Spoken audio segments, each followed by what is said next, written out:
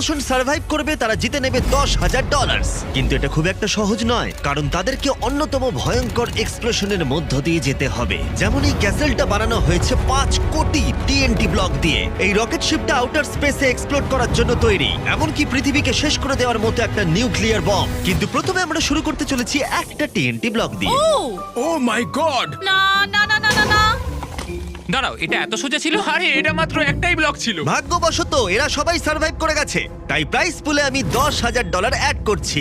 পরের এক্সপ্লোশন। ভয় লাগছে। ও না, ও মাই গড, ওপরে দেখো, ও মাই গড, ওপরে দেখো। কি? এটা কি করে সম্ভব? পালো পালো পালো পালো পালো! চলো চলো চলো চলো চলো চলো।